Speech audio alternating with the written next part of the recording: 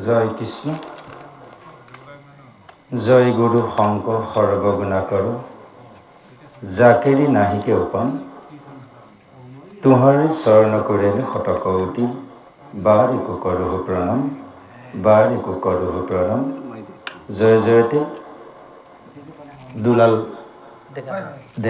ডেকাৰ প্ৰভুজনৰ বাসগৃহত যি কীৰ্তন পাঠ ব্যাখ্যা আৰু শ্ৰৱণ অনুষ্ঠান আয়োজন কৰিছে এই অনুষ্ঠানত সমবেত হৈ থকা সমূহ সাধু গুৰু ভকতনী যুৱক যুৱতী সবাৰো শ্ৰীচৰণত সেৱা নিবেদন জনাইছোঁ। আমি সেৱা নিবেদন জনাইছোঁ আমাৰ বান্ধৱ মোহন কাকতি প্ৰভুজনলৈ।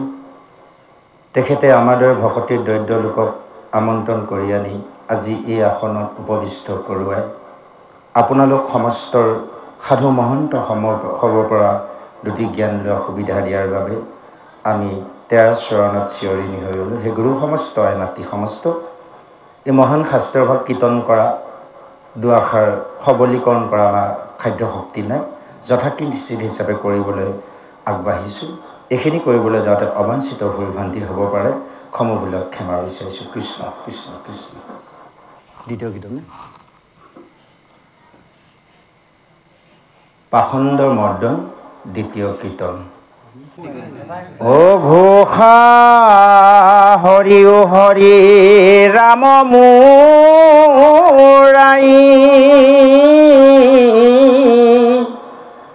অকীৰ্তনৰ নিন্দা সহিতে নপাৰি হৰি ও হৰি ৰাম মুৰাই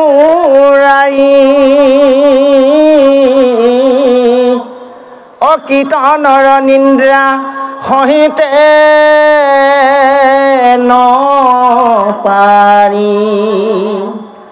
চাণ্ডালে কৰিছে হৰি কীৰ্তন বুলি তাক নিন্দে অজ্ঞজন তাক সম্ভাষণ যিজনে কৰে আজন্মৰ পুণ্যতে খনে হৰে বিষ্ণুৰ গুণ নাম অলংকৃত অন্তে যজিবা কৰি আছে গীত তাক নিন্দা কৰে যিটো কুমতি পুণ্য কনাখি যায় অধুগতি। জয় কৃষ্ণ। আজি আমাৰ পাখণ্ডৰ মৰ্দন দ্বিতীয় কীৰ্তনৰ ঘোষাফাঁকিত কৈছে হৰি ও হৰি ৰাম মুৱাৰী, হে হৰি হৰি ৰাম হে মুৱাৰী। কেৱল কীৰ্তনৰ যদি নিন্দা কৰে ভগৱন্তই কেতিয়াও সহ্য কৰিব নোৱাৰে। অৰ্থাৎ এতিয়া আমাৰ কীৰ্তন কৰি আছোঁ, এই যে আজি শব্দ যন্ত্ৰৰ দ্বাৰা যিমান দূৰলৈ শব্দৰ বিস্তাৰিত হৈছে, ইয়াতে যদি কোনোবাই নিন্দা কৰিছে, এই শাওণমহীয়া দিন পথাৰে ঘৰে কাম, গৰমত কষ্ট কৰি আহি অকণমান শুবলৈ লাগে, এইসকলে চিঞৰি আছে। কীৰ্তনৰ যদি নিন্দা কৰিছে ভগৱন্তে কৈছে কেতিয়াও মই সহ্য কৰিব নোৱাৰোঁ। সেই কৈছে এতিয়া আমাক কৈছে পদত কৈছে যদিও কোনোবা এজন চাণ্ডালে হৰি কীৰ্তন কৰিছে, অজ্ঞানীসকলে সেইসকলক নিন্দা কৰে। ধৰি ল'লোঁ অসমীয়া মানুহোতো আছে বহুত, সেইসকলেতো হৰি কীৰ্তন কৰিছে, নাজানিব পাৰে নামৰ তত্ত্ব অৰ্থ কথা, গুৰুৰ শৰণ ভজন নল'ব পাৰে, ভগৱন্তৰ নাম কীৰ্তন কৰিছে, তাকো কিন্তু আমাৰ নিন্দা কৰাৰ অধিকাৰ নাই। কৈছে চাণ্ডালেও নাম ল'ব পাৰে, তাক আমাৰ নিন্দা কৰাৰ অধিকাৰ নাই। আৰু সেইসকল অজ্ঞানীসকলেহে নিন্দা কৰে।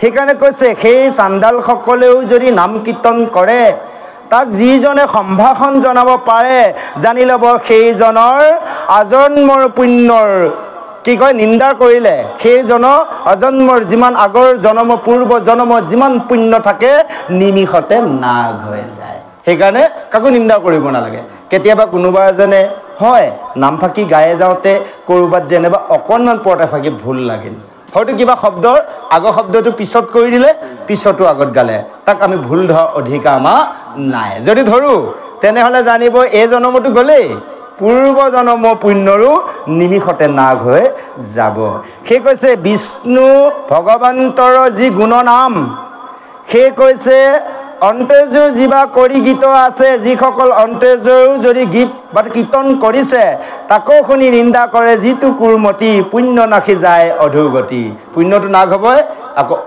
অধোগতি মানে ক'ত অৰ্থাৎ ঊৰ্ধ্বগতি মানে ওপৰলৈ অধু মানে তললৈ কলৈ যাম এয়া হৈছে আমাৰ সাত পাতাল আছে তলত হয়নে বাৰু তল অতল বিতল হনে তলাতল মহাতল খুতল ৰসাতলৰ এটা চুকত আছে সঞ্জীৱনী দেশ সেইখনে হৈছে যমনগৰ অৰ্থাৎ অধোগতি যমনগৰলৈ যাব লাগিব এই কথাখিনিকে আমাক সুন্দৰভাৱে আজি পাখণ্ড মৰ্দনৰ দ্বিতীয় কীৰ্তনত বুজাইছে ৰাম আমাৰ বোলে পতিয়ন নাই অদেশী উসুত সংহিতা কচাই অৰজুগুণে কৰে কৰ্মত প্ৰীতি অকৰ্মী অদম্ভ ভাৱবাহে নীতি কহে হিংসা ধৰ্ম নুপূজে বুধৌ অনুগুচয় যেন সৰ্পৰ কুধৌ হাকে বৈষ্ণৱক যিটো নিষ্ফলৌ অপাপত সমূহ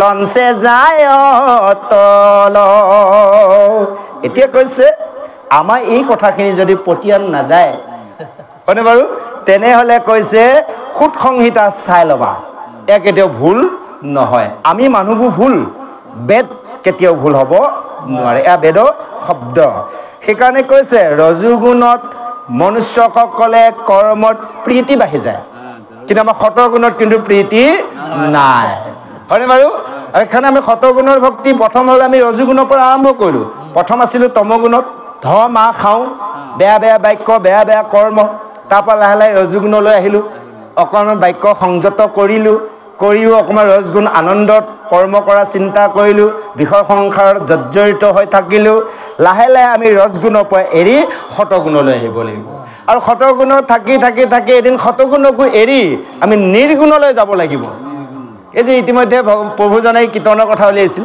কীৰ্তনৰ বহুত ভাগ আছে হয়নে বাৰু গতিকে আমি নিৰ্গুণ ভক্তি কৰিব লাগিব ৮১ বিধ ভক্তিৰ ভিতৰত এবিধে হৈছে নিৰ্গুণ ভক্তি যেতিয়ালৈ আমি নিৰ্গুণ ভক্তি কৰিব নোৱাৰিম তেতিয়ালৈ পৰম প্ৰভু ভগৱন্তক আমি কেতিয়াও সাক্ষাৎ দৰ্শন কৰিব নোৱাৰোঁ আৰু আমি জন্ম মৃত্যুৰ চক্ৰক বন্ধ কৰি আমি জীৱক গতি দিব নোৱাৰিম এই কথাখিনিকে সুন্দৰভাৱে বুজাইছে আৰু যিসকলে হিংসা ধৰ্ম কৰে সেইসকলৰ সদায় সংভাৱটো সদায় থাকে জানি ল'ব যিজনৰ মানে বেছি কুটভাৱটো আছে ভকতৰ ভিতৰতে থাকে নহয় কোনোবাই কিবা এটা ক'লে খিংকে দাং খাই উঠে জানি ল'ব এইজনৰ কেৱল হিংসা ধৰ্মটো সদায় আছে তাৰমানে যদিও দেখা চা কৰা নাই লুকাচা তেওঁ হিংসা ধৰ্ম কৰি আছে আটাইতকৈ ডাঙৰ কথা এই যে আমাৰ খংবোৰ যে আহে বেয়া ভাৱনা আহে বেয়া বাক্য মুখৰ পৰা ওলাই আটাইতকৈ ডাঙৰ কথা আছে খাদ্য দেৱ প্ৰভু কয় নহয় মানুহজন ভাল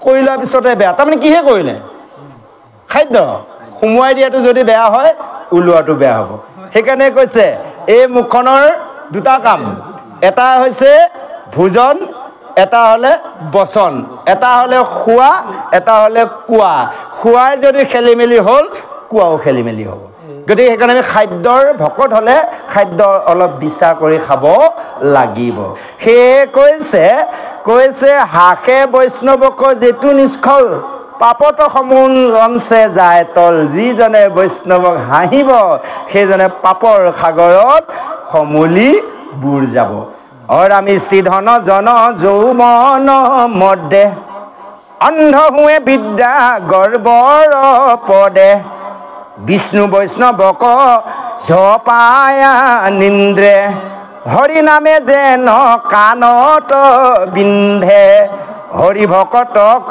যিজনে হাসে অনুবুজি বেদৰ অৰ্থ বিনাশে আজি পাখণ্ডৰ মৰ্দনত ইমান সুন্দৰভাৱে কৈছে যিসকলে স্ত্ৰী নিজৰ ভাইজাগৰাকীৰ লগত ধনৰ লগত জনৰ লগত যৌৱনৰ লগত মদ গৰ্বত অহংকাৰ হৈ থাকে মই মোৰ ভাইজাগৰাকী ইমান ভাল দেখিবলৈ, মোৰ ইমান ধন আছে, হয়নে বাৰু? মোৰ ল'ৰাকেইটা ইমান মানে চাকৰি কৰে, ইমান দৰমহা পায়, যৌৱনক লৈ যদি এইবোৰ মত অহংকাৰ কৰে, তেতিয়া কৈছে এইজনে কেৱল অন্ধ হৈ আছে।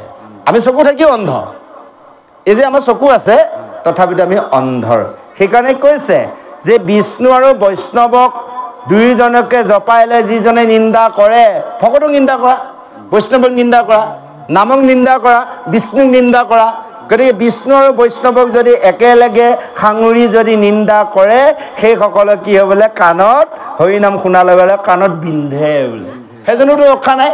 তাকে কৈছে নামৰ কীৰ্তন কৰন্তে আন মন কৰি নুশুনে কাণে, অধুক যায়বে হৈবে কলা, কাণত বাইবে টপত খলা। এই যে কাণত নাম নোসোমাই, যে সোমালে যে কষ্ট পায়, দুখ পায়, অসুবিধা পায়, অন্তিম সময়ত সেই যমনগৰত নি গৰম লোহা কাণত সোমোৱাই দিব। এইখন কাণে ঈশ্বৰৰ কথা নুশুনিলি, আনে গালেও বেয়াকৈ গালি পাইছিলে। আপোনাৰ সহস্ৰ নামত এইবোৰ বৃত্তান্ত দিয়া আছে। সেয়ে কৈছে, এনেভাৱে সুন্দৰভাৱে কৈছে, হৰি ভকতক যিজনে শাসে সেইজনে কিন্তু বেদৰ তত্ত্ব অৰ্থ বুজি পোৱা নাই। ভকতক যে আমাৰ নিন্দা কৰা এটা অভ্যাস থাকে, আচলতে ভকত হ'লে সকলো সমান চকুৰে চাব লাগে, আমি ওখ চাপৰ দেখিব নেলাগে। সেইকাৰণে এতিয়া চাওক, আটাইতকৈ ডাঙৰ কথা হৈছে ভগৱন্তই জীৱৰ সকলৰ অৰ্থাৎ সকলো জীৱৰ আত্মাৰ ৰূপে হৃদয়স্থিতি হৈ আছে। এতিয়া আমি সমস্ত জীৱকে আমি ভগৱান দৰে দেখিব লাগে। কিন্তু আমি কি দেখিছোঁ, জীৱসমূহতো হিংসা কৰা আৰম্ভ কৰিলে, ভকতৰ মাজতো আমি হিংসা কৰিছোঁ। এই কথাটো কৈছে আটাইতকৈ ডাঙৰ দুখ হৈছে আমাৰ ভকতসকলৰ এই দুখটো। কেতিয়াবা কোনোবা এজন ভকতৰ অলপ দেৰি হ'ল, একো কথা নাই, বোলে প্ৰভু অকণমান দেৰি হ'ল আজি, বা বোলে গোঁসাই বাপ দেৰি হ'ল, তেওঁ নিশ্চয় কিবা এটা ক'ব যে মোৰ এনেকুৱা কাম। বোলে আপুনি এতিয়া মেধি কাম কৰা ভকত, আপুনি যদি দেৰিকৈ আহে বাকীসকলৰ অলপ অসুবিধা হয়, পাৰিলে অলপ সোনকালে আহিব আৰু লাহেকৈ কওক। কিন্তু এনেকুৱা হ'লে এই মেধি ইমান দেৰি কৰে নেকি, পাঠে আপুনি দায়িত্ব বুজি নাপায় নেকি? তাৰমানে কি, এয়া ভকতৰ স্বভাৱ নহয়, গম পালেনে? এই কথাটোকে আমাক বুজাই দিছে। সেইকাৰণে আমি নাম অপৰাধ, পাখণ্ড মদন আৰু সহস্ৰ নাম বৃত্তান্ত এইবোৰ সঘনাই আমি চাব লাগে। চালেও নহ'ব, তাৰ তত্ত্ব অৰ্থ আমি জানি বুজি লৈ জীৱনত প্ৰয়োগ কৰাটোহে হৈছে শাস্ত্ৰত মৰ্ম অৰ্থ জনা বুলি কৈছে। সেই কৈছে জগততে বিষ্ণু আচন্ত ব্যাপী, শুনিয়া তাক নুবুজয় পাপী। যে ভগৱন্ত কৈছে সমস্ত আত্মাতে আছো মই হৰি, সবাকো জানিবা বিষ্ণু বুদ্ধি কৰি। সমস্ততে মই আত্মাৰ প্ৰে বিৰাজ হৈ আছো, কিন্তু পাপীসকলে এই কথাটো নুবুজে বাবে জীৱসমূহক হিংসা কৰে, ধৰ্মাশাৰ এনে ব্যৱহাৰ কৰে। অৰামিষ্টি মধ্য মাংস সেৱাৰ কথা, অকৰে মৰে কৰে জন্ম বিঠা, নুবুজে বেদ অভিপায় গুৰহ, কৰ্মকো কৰিবে নজানে মূৰ্খ। অৰা মূৰ্খ হুঞা বোলে মই পণ্ডিত, নষ্ট কৰি ফুৰে আনৰো চিত। অৰাম নিষ্কামে কৰিয়া সকলে কৰ্ম, অবিষ্ণুত পিব শিষব কৰ্ম। জয় কৃষ্ণ। এতিয়া কৈছে ইতিমধ্যে মাংস সেৱাৰ কথা, এতিয়া নিজৰ ভাইজাগৰাকীৰ লগত আৰু আকৌ মাংসৰ লগত এইবোৰ কথাতে কৈ খাই কি কৈছে, জন্মটো বিঠাই খেদিছে। এতিয়া কয় মনুষ্য হৈ জন্ম লৈছোঁ যেতিয়া খাবৰ কাৰণে জন্ম লৈছোঁ আৰু, হয় যিকেইদিন যাম বাকীখিনি নকওঁ আৰু খাম বুলি কয়। কি কয় কৃষ্ণ মানে বিষ্ণু ৰূপে পালন, মানে ব্ৰহ্মাৰ ৰূপে সৃষ্টি, বিষ্ণু ৰূপে পালন, শিৱ আমাৰ সংহাৰ কৰাটো বস্তুবোৰ আছে আমাৰ মাজতে। হয় প্ৰভু। এতিয়া যিমানবোৰ জীৱবিলাক খোৱাবিলাক কথাটো উলিয়াইছে, তেওঁতো এইটো প্ৰভু ভগৱন্তই মানে এইবিলাক বনাই ৰাখিছে। খোৱাটো সৃষ্টিটোকো বনাইছে, খোৱাটোকো এইটো ভগত। জয় কৃষ্ণ। এতিয়া কৈছে জয় কৃষ্ণ, ভাল কথা এটা সুধিছে। আজি সেই ভাগ থকা বুলি গম পাই আমি এইবোৰ কথা চোৱা নাই। এতিয়া আপুনি সুধিলে যেতিয়া এতিয়া উলিয়াব লাগিব আৰু, কাৰণ আমি মানে এতিয়া কি হয় সত্য যুগৰ যে নাম ধৰ্ম ব্ৰহ্মাকে আদি কৰি দেৱগণে ভগৱন্তৰ প্ৰভুৰ লগত আলোচনা কৰি যে ঢাকন দিলে আমি অৱস্থাত ঢাকনখন থৈ গৈছিলোঁ এতিয়া প্ৰভুৱে আকৌ উদুঙাই দিয়া কথাটো ক'লে জয় কৃষ্ণ যা হওক কৈছে বেছি দীঘললৈ নাযাওঁ মৎস্যৰূপে অৱতাৰ লৈও নাযাওঁ প্ৰভুজনে প্ৰথমে ওলাই গ'ল চতুৰ্বিংশ অৱতাৰতে তাতে বিশ্লেষণ কৰিলে বহুত কথা ওলায় যা হওক আমি আচল কথাটো লৈ আহোঁ প্ৰভুজনে ক'লে যদি সংহাৰ কৰা আমাৰ লগত আছে আমি কিয় সংহাৰ নকৰোঁ কৰিবই লাগিব ইয়াৰ আচল কথা হৈছে ভগৱন্তই কৈছে পৃথিৱীত যিমান মঠ মন্দিৰ আছে সকলোতে মই থাকোঁ আটাইতকৈ থাকি পাওঁ মই ভাল পাওঁ মানৱ খৰি মন্দিৰটো এই মন্দিৰটোক আমি চাওক ভগৱন্ত আত্মাৰূপে আছে এতিয়া ধৰি লওক আপোনালোকৰ নামঘৰলৈ মাছ মঙহ খোৱা পাৰি কিবা আপোনালোকে ভিতৰলৈ নিব নে বেয়া বস্তু লেতেৰা বস্তু একোৱেই নিনিয়ে কিয় নিনিয়ে জানে ইয়াত ভগৱান আছে ইয়াত নিয়াৰ লগে লগে মই দুখত পৰিম আটাইতকৈ ডাঙৰ মন্দিৰ হৈছে আমাৰ দেহ মন্দিৰ ভগৱন্ত যদি আত্মাৰ হৃদয়স্থিতি হৈ আছে তেনে এই মন্দিৰটোতো আমি যা এটা বস্তু সোমোৱাই দিব নোৱাৰোঁ একে চমুতে কৈছোঁ বহু বাকী বিশ্লেষণ দিবলৈ গ'লে হয়তো আপোনালোকৰ খোৱা আজি বন্ধ হৈ যাব কাৰণ আমাৰ লগত আছে সেইখিনি আছে কাৰণ আমি কমপ্লিট নিখুঁত সেই ফালৰ পৰা আমি একেবাৰে দূৰত গতিকে আমি তালৈ যোৱা নাই তাৰমানে কিয় খাদ্য কথা ক'বলৈ বহুত ভয় লাগে কাৰণ আজিকালি ভকতৰ মাজতো বহুত চলি থাকে গতিকে সমাজ ব্যৱস্থা য'ত যি চলে আমাৰ বাধা কৰাৰ অধিকাৰ নাই কিন্তু শাস্ত্ৰসন্মত যদি পদত ওলাই যায় আমি মাত্ৰ চুই থৈ যাওঁ তাৰ মাজতে কোনে কেনেভাৱে ব্যৱহাৰ কৰে সেইটো নিজাৰ সেইকাৰণে হিন্দীত এটা শব্দ কৈছে জেচা কৰ্ণা এচা ভৰণা যোনে যি কৰিব তাৰ ফল সি পাব মই যদি বেয়া কৈছোঁ তাৰ দুখ কষ্ট যন্ত্ৰণা মই ভুগিম যদি মই ভাল কৈছোঁ ভাল ভুগিম ভাল পাম হয়নে বাৰু তেনেভাৱে কৈছে গতিকে আমাৰ এই কথাখিনিকে সুন্দৰভাৱে বুজাইছে গতিকে আমি নিজে যি কৰিম তাকে ভুগিব লাগিব বা তাৰ ফল আমি পাম গতিকে গীতাত অৰ্জুনক কৃষ্ণই কৈছিল যে হে অৰ্জুন তুমি চিন্তা নকৰিবা কৰ্মৰ লগত ফল আছে যোনে যি কৰ্ম কৰিব তাৰ ফল তেওঁ পাব কাৰো কৰ্মফলৰ ওপৰত হাত দিয়া অধিকাৰ মোৰ নাই হয়নে বাৰু সেইকাৰণে কৈছে গীতাত আকৌ এটা কথা কৈছে এটাৰ জোকে যেনেকৈ এডাল তিনৰ পৰা আন এডাল তিনলৈ যাবলৈ বিচাৰি থাকে সুবিধা পাই গ'লে তেওঁ এডাললৈ যায় আজি আমি মনুষ্য ৰূপে জীৱশ্ৰেষ্ঠ নৰৰূপে ইতিমধ্যে প্ৰভুজনে বহি থাকোঁতে ওলাই গৈছে ইমান এটা সুন্দৰ শৰীৰ পাইছোঁ হয়নে বাৰু মন বুদ্ধি চিত অহংকাৰ দি গতিকে আজি আমি এইখিনি পোৱাৰ পিছতো যদি আমি গতিকে আমি এই নৰ মানে জীৱৰ শ্ৰেষ্ঠৰ ভিতৰত নৰ মনুষ্য জন্ম লাভ কৰি আমি যি যি কৰ্ম কৰিছোঁ তাৰ দ্বাৰা আমাৰ এটা শৰীৰ গঠন হৈ আছে দেই প্ৰভু এই যে আমি জন্ম হোৱাৰ 5 বছৰ পিছৰ পৰা যি যি কৰ্ম কৰিলোঁ তাত পাপ লিখে 5 বছৰ আগতো নিলিখে যেতিয়া আমি জানি অজানিতে 5 বছৰ বয়সৰ পৰা ডেকাৰ যৌৱন অৱস্থাত বহুত কিবা পাপ কৰ্ম কৰিলোঁ যিদিনাখনে আমি গুৰুৰ শৰণ ভজন ল'লোঁ সেইদিনাখনৰ পৰা আমি এই যৌৱন অৱস্থাত কৰা পাপ কৰ্ম সকলো নাগ হৈ গ'ল হয়নে বাৰু সেই কথাটো আমাক লিখিত কৈছে সৰ্বধৰ্ম এৰি এক শৰণ সাক্ষাৎ সুদৃঢ় বিশ্বাসে সখী লৈও আমাত নকৰিবা ভয় সখী কৰোঁ অংগীকাৰ সমস্ত পাপত মই কৰিব উদ্ধাৰ যিদিনাখন আমি গুৰুৰ শৰণ ভজন ভকত হ'লোঁ সেইদিনাখনৰ পৰা আমাৰ লগত কোনো পাপ আৰু নাই আগত যৌৱন অৱস্থাত কৰা সিদিনাখনৰ পৰা আমি যদি কৰিছোঁ জানি বুজি বেয়া কাম তেনেহ'লে সেইদিনাখন সেই পাপটো আমাক কেতিয়াও মোচা নেযায় কাৰণ যেনেকৈ এখন বগা কাপোৰত হয়নে বাৰু অকণমান চেক লাগিলে যিমান আপুনি চাফ চাবোন চৌদাখাৰ নামাৰক কেতিয়াও তাক গুচাব নোৱাৰে অলপ যাব অলপ স্পট থাকিব তদনু গতিকে আমি এই যে ভকত হোৱাৰ পৰা যদি আমি কৰ্মবোৰ যদি কুকুচিগালৰ কৰ্ম কৈছোঁ আমাৰ কাৰণে এটা কুকুচিগালৰ শৰীৰ গঠন হৈ আছে ইয়াৰ পৰা এই আত্মা ওলাই যোৱাৰ পিছত সেইটোত সজাত সোমোৱাই দিব যদি আমি গৰু ছাগলী কৰ্ম কৰিছোঁ তেনেহ'লে আমাৰ গৰু ছাগলী এটা জন্ম পাব লাগিব সেইকাৰণে ভগৱন্তই কৈছে যে যোনে যি ভাবে যি চিন্তা কৰে মই তাকেই প্ৰদান কৰোঁ মুহুৰ চৰণ চিন্তে যিটো জন মুহুৰ স্বৰূপ পায় হুইয়া পাৰিষদ থাকি বৈকুণ্ঠত তাহাৰ জন্ম মৃত্যু নাই প্ৰত্যুত্তৰ প্ৰমাণ ভাগৱতৰ 4ৰ্থ স্কন্ধৰ হয়নে বাৰু পুৰঞ্জন আখ্যান নিজৰ ভাইজাগৰাকীক পুৰঞ্জনে চিন্তা কৰোঁতে স্থিৰ হৈ জন্ম ল'লে 5ম স্কন্ধত জড়ভৰত কাহিনী হয়নে ৰজা ভৰতে হৰিণা চিন্তা কৰি মৃত্যুবৰণ কৰাৰ বাবে হৰিণ জন্ম পালে আমি এতিয়া এই কলি যুগত প্ৰভু যদি ব্ৰইলাৰ চিন্তা কৰিম জয় কৃষ্ণ মাত্ৰ 45 দিনত অহা যোৱা চলি থাকিব হয়নে বাৰু সেইকাৰণে আমি লাহে লাহে কিছুমান খাদ্যৰ পৰা অকণমান হয়নে বাৰু আমি অকণমান আঁতৰিব চেষ্টা কৰিব লাগে ভগৱন্তই কৈছে যে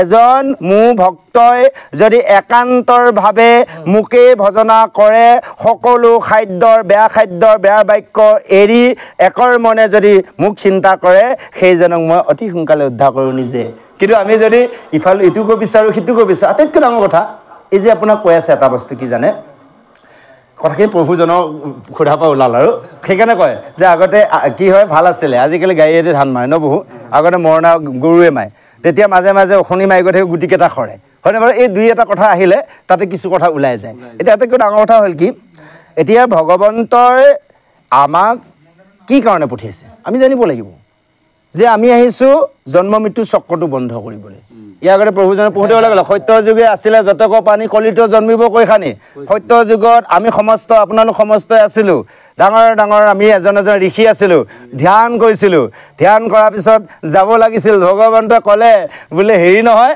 তোমালোকে যাবা ঠিকেই এটা কথা নহয় 4 যুগৰ ভিতৰত কলিযুগ শ্ৰেষ্ঠ এইবিলাকে ক'লোঁ কলিযুগৰ কথা হয়নে বাৰু কলিযুগটো শ্ৰেষ্ঠ কাৰণ এতিয়া তোমালোকে ইমান কষ্ট কৰি তোমালোকে ধ্যান কৰিলা মানে ইয়াৰ পিছত আহিল ত্ৰেতাৰ যুগত তোমালোকে অলপ যজ্ঞ কৰিবা আৰু দাপৰ যুগ আহিব পূজা কৰিবা কলিযুগত একো কৰিব নালাগে কেৱল মোৰ নাম ল'বা নিমিষতে গুচি যাবা বোলো হয়নে প্ৰভু আটাইতকৈ ডাঙৰ কথা কি তাই কিছু ঋষিয়ে কৈছিল নাই প্ৰভু আৰু এইবাৰ ল'লোৱে যেতিয়া তোমাৰ নাম আৰু যাওঁৱে আৰু নহয় শুনা কলিযুগ শ্ৰেষ্ঠ আৰু কি আছে জানা নাজানা বোলে প্ৰভু কি আছে চুইচ দিলে পানী চুইচ দিলে পোহৰ চুইচ দিলে হাৱা চুইচ দিলে খাদ্য হয়নে বাৰু কিমান সুবিধা মোবাইলটো টিপক আপোনাৰ ঘৰত আনি বস্তু দি যাব হয়নে বাৰু প্ৰভু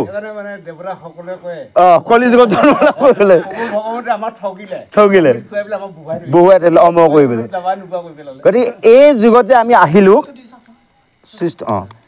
হেল্ল' এই যুগত যে আমি আহিলোঁ ভগৱন্তে আমাক এইটো প্ৰলোভন দিলে এয়া মায়া হয়নে বাৰু গতিকে আমি এইসকল 3টা যুগতো আগত জন্ম হৈ আহিছোঁ আৰু এই যুগতো তাৰমানে কি হ'ল এতিয়া এটা কথা বুজিব আপোনালোকে আমি বুজিব লাগিব সত্য যুগত আমি ডাঙৰ ডাঙৰ ঋষিমুনি আছিলোঁ ত্ৰেতা যুগতো ডাঙৰ ডাঙৰ যজ্ঞ কৰিছিলোঁ দাপৰত আমি বহুত ডাঙৰ ডাঙৰ পূজাৰী আছিলোঁ আৰু সেইকাৰণে কলিযুগত আমি হৰিনাম ল'ব ভকত হ'ব পাৰিছোঁ বিভিন্নজন এতিয়া ভকত হ'ব পৰা নাই ভকত সংঘলৈ আহিব পৰা নাই হৰিনাম ল'ব পৰা নাই জন্ম আছিল সেই সময়ত কিন্তু তেওঁলোকে ধ্যান কৰিব পৰা নাছিল ত্ৰেতা যুগত যজ্ঞ কৰাৰ সুবিধা নাছিল তেওঁলোকৰ শক্তি হোৱা নাছিল দাপৰত পূজা কৰাৰ শক্তি নাছিল কলিত সেইকাৰণে হৰিনাম ল'ব ভকত হ'ব পৰা নাই আমি তেওঁলোকৰ দুখীও লাভ নাই কাৰণ তেওঁলোকৰ সেইখন ভাগ্যত নাই এই কথাখিনিকে আমাক সুন্দৰভাৱে বুজাইছে সেয়েহে কৈছে মূৰ্খ হয় বোলে মই পণ্ডিত এতিয়া জানিব যিসকলে নিজকে বহুত জনা দেখায় সেইসকলক মূৰ্খ বুলি আখ্যা দিছে আজি শাস্ত্ৰ বেদে সেইকাৰণে জনাসকলে নিমাতহে মনে মনে থাকে একো মান নিদিয়ে কোনোবা যদি ভুলকৈ ক'লে কয় তাকক কৃষ্ণৰ কথাহে কৈ আছে শুনি আছোঁতো সেইটো হৈছে আটাইতকৈ ডাঙৰ ধৰ্ম শ্ৰৱণ হয়নে বাৰু শ্ৰৱণ ধৰ্ম গতিকে শ্ৰৱণক শ্ৰেষ্ঠ কৰিছে নৱবিধা ভক্তিৰ ভিতৰত ডাঙৰ ভক্তি হৈছে শ্ৰৱণ গতিকে কোনোবাই ভালে কওক বেয়া কওক কৃষ্ণৰ কথা কৈছেতো শুনি যোৱাতে আটাইতকৈ সৰ্বশ্ৰেষ্ঠৰ মানে ভক্তি বা ধৰ্ম সেইকাৰণে কৈছে সেইজনে কি কয় পণ্ডিত বুলি কয় আৰু সেইজনে নিজেতো নষ্ট হ'লে আনকো নষ্ট কৰে যেনেকৈ এৱা ঘটৰ জল বুলি কৈছে এৱা ঘটৰ জল হ'লে আপোনাৰ পানীটো থোৱাৰ লগে লগে হয়নে জলটো থোৱাৰ লগে লগে কি হ'ল ঘৰটো গলি গ'ল যোৱাৰ ঘৰটোতো গ'লেই শেষেই ঠাইখিনিকো আপোনাৰ গোটেই ভিজাই টিকাই লেতেৰা কৰে তদনুৰূপ এজন যদি তেনে মানে পণ্ডিতালী কৰাৰ মূৰ্খৰ পণ্ডিতালী যদি ভকত আমাৰ লগত থাকে তেওঁতো নিজে গৈ আছে ইজনক সিজনক খুচিয়াই কৈ কিবা কৰি ইটো কথাই সিটো কথাই সমাজখনকে বিধ্বস্ত কৰে এই কথাখিনি সুন্দৰভাৱে কৈছে নিষ্কাম কৰি সকলো কৰ্ম তোমালোকে কি কৰা যে আমি ভক্তসকলে নিষ্কামে সকলো কৰ্ম কৰি কেৱল বিষ্ণুত আমি কৰ্মবোৰ অৰ্পণ কৰিব লাগে এই কলিযুগৰ ধৰ্ম হৈছে আটাইতকৈ আজি চাওক ভগৱন্তৰ নামত মেধি প্ৰভুজনে সমস্ত অৰ্পণ কৰি দিলে এয়া হ'লে অৰ্পণ ভক্তি এতিয়া আমি সমস্ত আসন লৈ বহিছোঁ এটা ভগৱন্তক নিবেদন কৰি বহিছোঁ আমাৰতো নিজাকৈ কোৱা একো খাদ্য শক্তি নাই আজি আপোনালোকে যে ইয়ালৈ আহিলে আপোনালোকে আহিছে নেকি আপোনালোকে অহা নাই আপোনালোকে ইয়াত বহি থকা নাই নাম আপোনালোকে শুনা নাই আমিও অহা নাই আমিও নাম গোৱা নাই আমিও নাম কৈ থকা নাই কেৱল ভগৱন্তে যদি আজি চৈতন্য শক্তি দ্বাৰা ভগৱন্ত নাথাকিলহেঁতেন চেতন শক্তি নাথাকিলহেঁতেন আমি আহিব পাৰিলোহেঁতেন নে আপোনালোকে পাৰিলহেঁতেন নে আপোনালোকে বহি থাকিব পাৰিলহেঁতেন নে যদি ভগৱন্ত চৈতন্য শক্তি যদি জীৱই নাথাকিলহেঁতেন আত্মাৰূপে ওলাই যোৱাৰ লগে লগে কি ক'লে মানুহজন বিদায় ল'লে লগে লগে বাঁহ কাঠ কটা আৰম্ভ কৰি দিলে যেনেকৈ প্ৰভু ব্ৰহ্মাক যেতিয়া সৃষ্টি কৰিব দিলে এতিয়া ব্ৰহ্মাইটো চব মানে পুতলা বনালে হয় নাই কি কৰিম মানে আকৌ মানে প্ৰভু ভগৱানে চিন্তা কৰিব লাগিছে হয়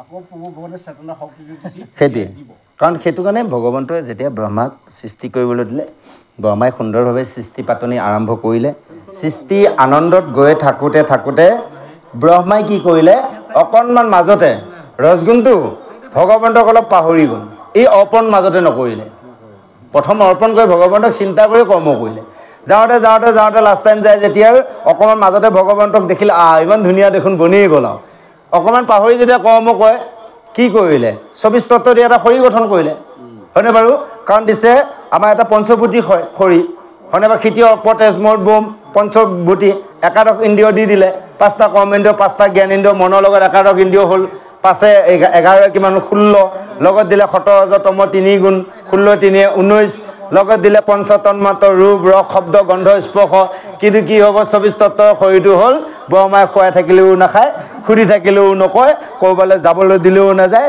বাহ কি বনালো মই এটা ডাইগুপ দি বনালে একদম ডাইয়া একদম মানে মুজ দি লগাই লগাই ভগৱন্তক আৰাধনা কৰিছে প্ৰভু আহি ক'লে বোলে কোৱা ব্ৰহ্মা মোক কিয় মাতিলা প্ৰভু তুমি সৃষ্টি কৰিবলৈ দিলা মোৰ সৃষ্টি দেখোন ক'বলৈ যাব দিলেও নাযায় খাব দিলেও নাখায় সুধিলেও নকয় তেতিয়া প্ৰভুৱে হাঁহি মাৰি কৈছিল বোলে ব্ৰহ্মা তুমি চব ঠিকেই কৰিলা মাজতে অকণমান ভুল কৰিলা প্ৰভু কি বা ভুল হ'ল তুমি মোক পাহৰি গ'লা গতিকে ইয়াত এটা বস্তু নাই বোলে প্ৰভু কি বস্তু সেইটো মই নিজেই বুলি কৈছে তেতিয়া ভগৱন্ত মায়াই বোলে আত্মাৰূপে যেতিয়াৰ সেই 24 তত্ত্বৰ মাজত হৃদস্থিতি হয় আত্মা তত্ত্ব সোমাই গ'ল সেইটো আচল বস্তু গীতাত কোৱা নাই জানো অৱস্থাই আগুৰি আছে বস্তু সেই বস্তুটো বিচাৰ কৰিব লাগিব আত্মা তত্ত্ব আত্মবুদ্ধি হ'ব লাগিব আত্মজ্ঞানী হ'ব লাগিব তেতিয়া লগে লগে চৈতন্য হৈ চকু মেলি চাই ব্ৰহ্মাক দেখিছে বাহ এইটো বৰ ধুনীয়া দেখোন ব্ৰহ্মাক দৌৰাই লৈ গৈছে 3 তৈলোক দৌৰালে ব্ৰহ্মাক স্বৰ্গ মৰ্ত্য পাতাল দৌৰি উপায় নাপায় প্ৰভু বিষ্ণু ওচৰলৈ গ'ল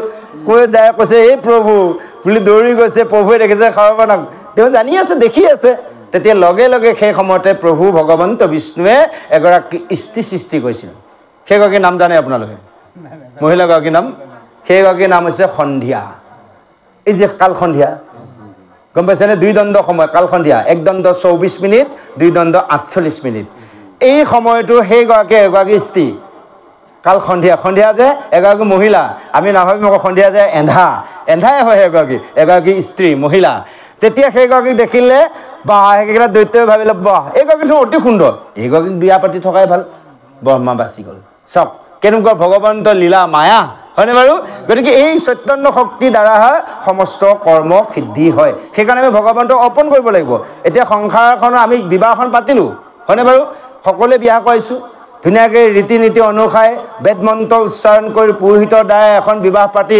এগৰাকী কইনা আনিলোঁ বা আইসকলে এজন স্বামী বৰণ কৰিলে সৃষ্টি কাৰ্যত যেতিয়া আমি ৰত হৈছোঁ কোনজনে আমি ভগৱন্তক কিমান অৰ্পণ কৰি সৃষ্টি কৰিছিলোঁ সেইকাৰণে কি হৈছে জানে এই ব্ৰহ্মাক যে দৌৰাইছিল প্ৰভু নিজে সৃষ্টিৰ দ্বাৰা সেইকাৰণে আজিকালিৰ পুত্ৰসকলে পিতৃসকলক দৌৰাই লৈ গৈছে বৃদ্ধাশ্ৰমৰ কথাটো নকওঁৱে ঘৰতে কি কৈছে ল'ৰাটোৱে মানে কি হ'ল মাক বাপেকক নোপোৱা হ'ল আলাথনো হৈ ফুৰিছে দেখিছোঁ পুতেকহঁতে চাকৰি কৰে বাপে ঘৰে ভিক্ষা মাগি ফুৰিছে দেখিছোঁ চকু আগতে আছে এতিয়াও দেই প্ৰভু এয়া কিয় হৈছে নিজে সৃষ্টি কৰিব নজনা বাবে সেইকাৰণে কৈছে সকলো কৰ্ম নিষ্কামভাৱে কৰা আৰু ভগৱন্তক অৰ্পণ কৰি কৰা ৰাম শ্ৰৱণ কীৰ্তন তাহাৰ ফল অমিছাতন জানি নিন্দে নিষ্ফল আমাৰ বোলে অপত্যয় যাহা একাদশ স্কন্ধে বিচাৰি চাহা ৰাম বিষ্ণু বৈষ্ণৱৰ নিন্দা শুনিয়া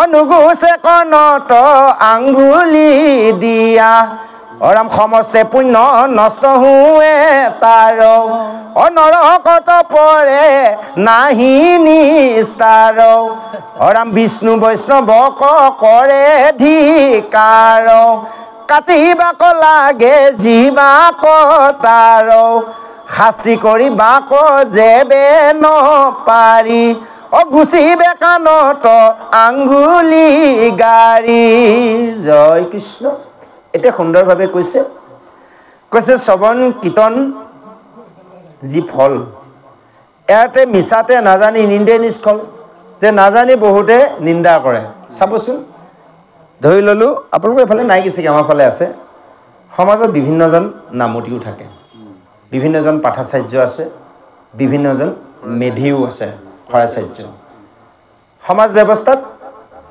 সমাজৰ ভক্তসকলৰ মাজত আজ্ঞা কৰিব সেইকাৰণে কৈছে আজ্ঞা পৰ ভকতি আজ্ঞা নহ'লে কা আছে শকতি যে যিজনক ভক্তসকলে আজ্ঞা কৰে সেইজনে কৰ্মখিনি কৰিব তাতে যদি কোনোবা এজনে আসনখন নেপালে এই কথাটো কৈ আছে আজি মোৰ নামৰ ভাগটো মূলত মোক দিব লাগিছিল নিদিলে সেইজনে শান্তিয়ে নুশুনেও পাৰিলে অকণমান আঁতৰত গৈ কাৰোবাৰ লগত দুটাৰ ইজনৰ বিৰুদ্ধে গাই থাকিব, মাতি থাকিব, এনেকুৱা তেনেকুৱা, তেওঁ এনেকৈহে কৰে, এনেকৈ কৰিব নোৱাৰে।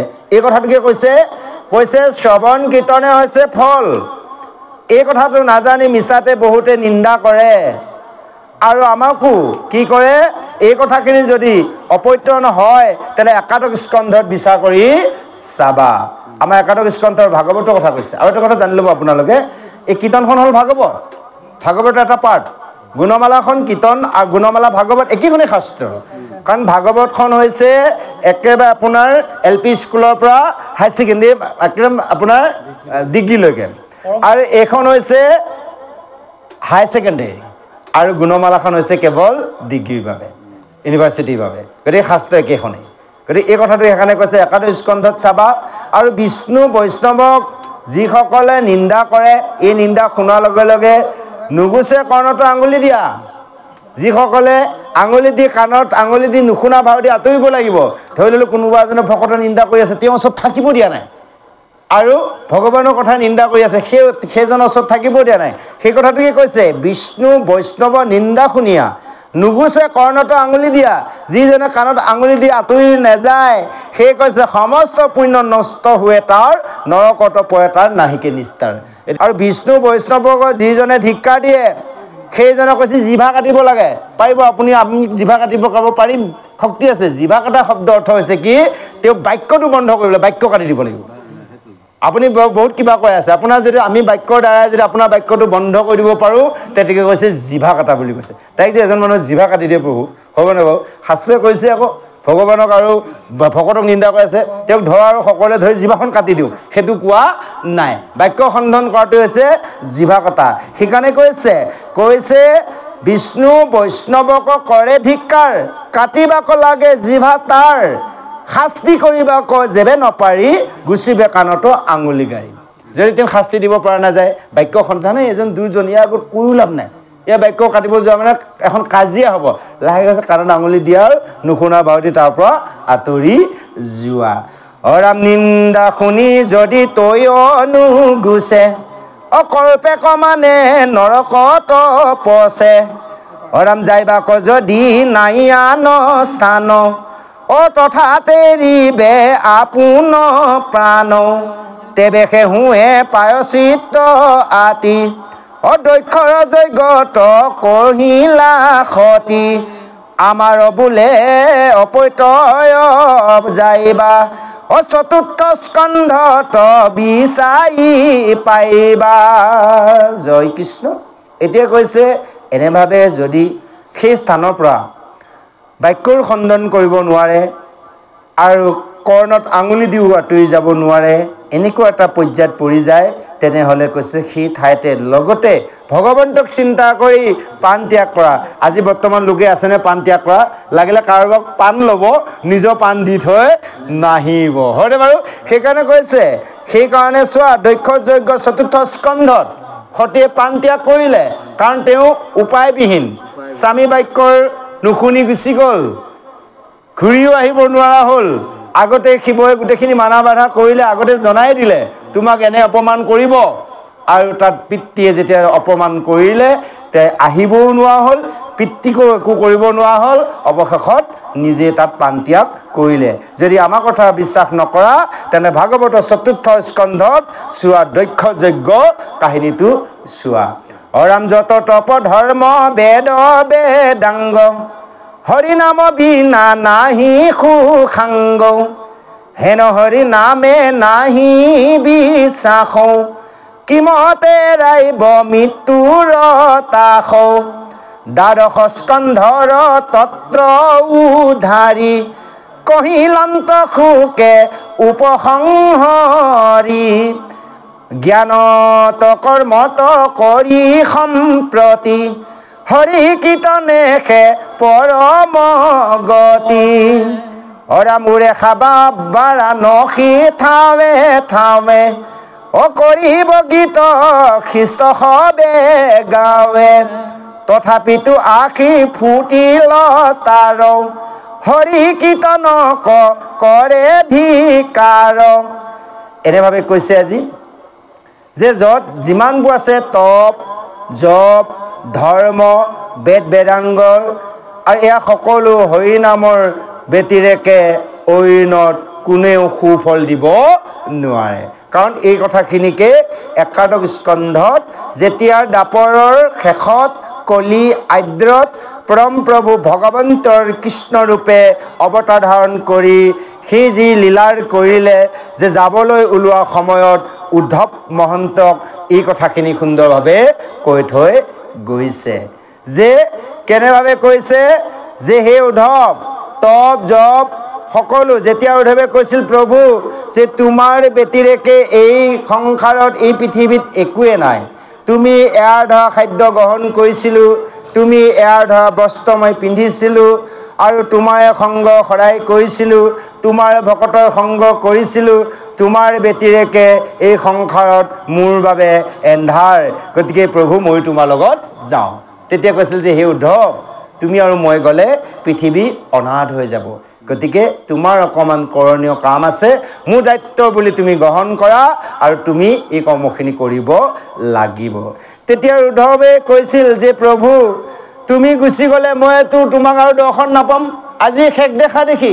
তেতিয়া কৈছিল বোলে শুনা তুমি যদিও মোক নোপোৱা নামৰ মাজতে তুমি মোক পাবা, সমস্ত নামতে সিদ্ধি হ'ব, হয়নে বাৰু? সেইকাৰণে সকলোতে কৈছে, সেইকাৰণে কৈছে নাম লোৱা নামক ভজা নামক কৰা খাৰ অনন্ত কৃষ্ণৰ নাম মহিমা অপাৰ নামে তপ নামে জপ নামে যোগ ধ্যান নামে দান নামে পুণ্য কোটি তীৰ্থ স্নান। গতিকে নামৰ মাজতে সকলো আছে, সেইকাৰণে আমি নাম শুদ্ধ সত্যভাৱে কায় বায়ক মন এক কৰি একৰ মনভাৱে শুদ্ধ চিত্তে ল'ব লাগে যিকণ সময় লওঁ। বাকী সময়তো আমি বিষয় সংঘাত থাকোৱে ন প্ৰভু। গতিকে এই যে ৰাতিপুৱাৰ হয়নে নিত্য কৰ্ম আৰু সন্ধিয়া নিত্য কৰ্ম দুপৰীয়া ভাগত কৰাই নাযায়, বিশেষকৈ আমাৰে সময় নিমিলে, কেতিয়াবা আমাৰ ৰাতি ভাগো আমি নাপাওঁৱে, আমাৰ আছে গৃহত কৰে বাকীসকলে, গতিকে সমস্তজনৰ আমাৰ পাৰ্মিশ্যন আছে, সকলোৱে কৰে, গোঁসাই ঘৰত অহনিক চলি থাকে। যা হওক, কথা হ'ল কি যে আমি যিকণ সময় সাধুসংগত থাকি বা ভগৱন্তৰ গুণনাম শ্ৰৱণ কীৰ্তন কৰোঁ সেইখিনি সময়ত আমি সমস্তৰ বিষয় বাসনা এৰি ভগৱন্তক নিবেদন কৰি সমস্ত ঈশ্বৰ কৰ্ম একান্তভাৱে কৰিব লাগে। সেইকাৰণে কৈছে যে এই হৰি নাম যে কৈছে হেন হৰি নামে নাহি বিশ্বাস, এই হৰি নামত যাৰ বিশ্বাস নাই তেনে কি মতে এই মৃত্যুৰ ভয়ৰ পৰা বাচিব? কোনো কাৰণত বাচিব নোৱাৰে। সেই দ্বাদশ স্কন্ধ ইয়াৰ তত্ত্ব উদ্ধাৰ কৰি শুক গুৰুদেৱে সেই পৰীক্ষিতক উপসংহৰি কৈছিল যে জ্ঞান কৰ্ম কৰি সম্প্ৰতি হৰি কীৰ্তনকহে পৰম গতি। জ্ঞান কৰ্ম সকলো এৰি কেৱল হৰি কীৰ্তন কৰিলেহে আমি গতি সাধন কৰিব পাৰিম। জ্ঞানটো আমাক লাগিব, কৰ্ম লাগিব, গীতাত লিখিছে হয়নে বাৰু? কৰ্মযুগ জ্ঞান যুগ, জ্ঞান যুগ কৰ্মযুগ, তাৰপিছত দিলে ভক্তি যুগ। বাকীখিনি যুগলৈ নাযাওঁ, 18টা যুগ আছে, গতিকে আমি 18 যুগলৈ নাযাওঁ, এই 3টা যুগতে চাওঁ। এই 3টা যুগ আমাৰ লগত আমাৰ প্ৰত্যেককে লাগিব। প্ৰথম হৈছে জ্ঞান। অজ্ঞানীজনে একো কৰ্ম কৰিব নোৱাৰে। 5 বছৰ বয়সৰ পৰা জ্ঞান, আজিকালি 5 বছৰ নহয়, আজিকালি 3.5 বছৰ 4 বছৰে জ্ঞান আৰম্ভ কৰে। তাৰমানে স্কুলত ল'ৰা ছোৱালীক 3.5 বছৰ 4 বছৰতে এডমিশ্যন দিয়াই আৰম্ভ, হয়নে বাৰু? গতিকে 5 বছৰৰ পৰাহে দিব লাগে, কাৰণ 5 বছৰ বয়সৰ পৰা জ্ঞান আৰম্ভ হৈ গ'ল। জ্ঞান লওঁতে লওঁতে লওঁতে যেতিয়া জ্ঞান পৰিপূৰক হ'ল, তেতিয়া কোনোৱে কি কৰিলে? এটা চৰকাৰী চাকৰি কৰিলে, কোনোৱে এটা ব্যৱসায় কৰিলে, নহ'লে কোনোবাই খেতিপথাৰ কৰ্মই কৰিলে। তাৰ পৰা এটা জ্ঞান লাগিব। জ্ঞান নহ'লে কৰ্ম কেনেকৈ কৰিব? তে জ্ঞানৰ দ্বাৰাহে কৰ্ম হ'ব, কাৰণ কৰ্ম কৰিব লাগিব। তে কৰ্ম জ্ঞান যেতিয়া জানি গ'ল তেতিয়া কৰ্ম কৰিলে, কৰ্ম কৰি কৰি সেই কৰ্মৰ পৰা জানি কৰ্মভাগটো লয়, সেই যেতিয়া সংসাৰ কৰিলে, বিষয় সংসাৰত আগবাঢ়ি কৰ্ম কৰি সতি সন্ততি জন্ম হোৱাৰ পিছত তেতিয়া জ্ঞান আৰু কৰ্ম এৰি দিয়ক। ল'ৰা ছোৱালীয়ে কৰিব ধৰিব পৰা হ'ল, তেতিয়া ভক্তিলৈ আগবাঢ়িব লাগিব। এই কথাটোকে আমাক বুজাইছে যে জ্ঞান কৰ্ম এৰি কেৱল ভক্তিৰে গতি সাধন কৰিব পাৰিব। সেয়ে কৈছে তথাপিতো আশী ফুটিল তাৰ হৰি কীৰ্তন কৰে ধিক্কাৰ, তথাপিতো হৰি কীৰ্তন কৰিলেও তাকো আকৌ ধিক্কাৰহে দিয়ে। যাওক গুৰু সমস্ত আই মাতৃ সমস্তৰ এইখিনিতে শংকৰদেৱ গুৰুজনাই আমাক সবসদলৈ অকণমান উপদেশ প্ৰদান কৰিছে। আহক আমি উপদেশ শ্ৰৱণ কৰোঁ। অশুনা সৰ্বজন কহু খাই খাতৌ, অমোহৰ বুলন্ত নাহি সংজ্ঞাতৌ, অৰাম বোলে ক আশী ভাগৱত চাৰি, তেবে সে বুজো তাৰ মুনি খাই, অৰাম পুৰাণ সূৰ্য মহাভাগৱত, বেদান্তৰো ইটো পৰম তত্ত্ব, আকনো বুজি কৰে নিন্দ শুনি, তাৰ মুখ দেখি বুলিবা হৰি, কৃষ্ণ শংকৰ গুৰু হৰি ৰাম ৰাম ৰাম। জয় কৃষ্ণ। এতিয়া আমাক শংকৰদেৱ গুৰুজনাই কৈছে, সেই সভাসদৰ লোক সমস্ত যে কওঁ সাক্ষাৎ যে মূৰ্খ হয় মই, এই কথাবোৰ তোমালোকক উপদেশ দিছোঁ। আজি সেইজন গুৰুৱেও নিজকে মূৰ্খ বুলি কৈছে। তে আমি এই মন্দমতীসকল আৰু মহামূৰ্খ। সেয়েহে কৈছে বুলক আশী ভাগৱত চাই, তেবে সেই বুজো তাৰ মুনি খায়, যে এই কথাখিনি ক'ব ভাগৱত যেতিয়া চাবা তেতিয়া এই কথাখিনি বুজি পাবা। আৰু এই ভাগৱতে হৈছে মহাভাগৱতে হৈছে পুৰাণ সূৰ্য শাস্ত্ৰ। সূৰ্য অৰ্থ হৈছে পোহৰ।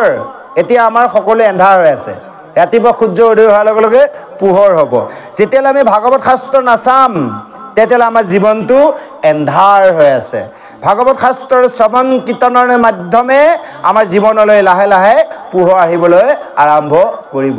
আমি ক্লাছ 8ত পঢ়ি থকাৰ পৰা নাম গাই ফুকোতে অসমত নাম গালোঁ, কিন্তু নামৰ তত্ত্ব অৰ্থ একোৱে বুজি নাপালোঁ। যিদিনাখনে গুৰুত শৰণ ভজন অমাগে সেই ভাগৱত শাস্ত্ৰ চালোঁ, লাহে লাহে অকণমান বুজা দুই এটা কথা বুজি পোৱা যেন লাগিছে। ইয়াৰ একো বুজি পোৱা নাছিলোঁ। এসোপা কণ্ঠত ৰাখিছোঁ, মুখ খুলিলে 7 দিন 7 ৰাতি চিঞৰি থাকিলেও ওলাই থাকে, কিন্তু একোৱে বুজি নাপালোঁ। যিদিনাখনে ভকত হ'লোঁ, ভাগৱত যেতিয়া চাবলৈ আৰম্ভ কৰিলোঁ, অকলে ভাগৱত পঢ়ি পাগলৰ দৰে কান্দোঁ, কোনোবা সময়ত পাগলৰ দৰে হাঁহোঁ।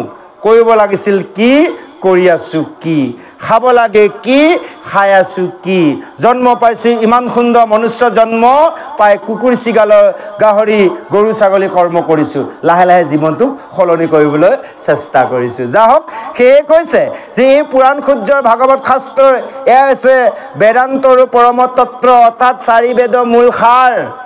ঋক যজুৰ সাম অথৰ্ব বেদ, 4খন বেদ আপোনালোক আমি সমস্তই আনি যুগুত কৰি তাক অধ্যয়ন কৰি তাৰ তত্ত্ব অৰ্থ বিচাৰি উলিওৱা সহজ কথা নহয়। সেইকাৰণে শংকৰদেৱ গুৰুজনাই বিভিন্নজন গুৰুক একত্ৰিত কৰি তেওঁ নিজে হেড অফ দ্য ডিপাৰ্টমেণ্ট হয় এই শাস্ত্ৰৰ 4 বেদক আমাক সুন্দৰভাৱে বুজিবলৈ অসমীয়ালৈ আনি যুগুত কৰি দিছে।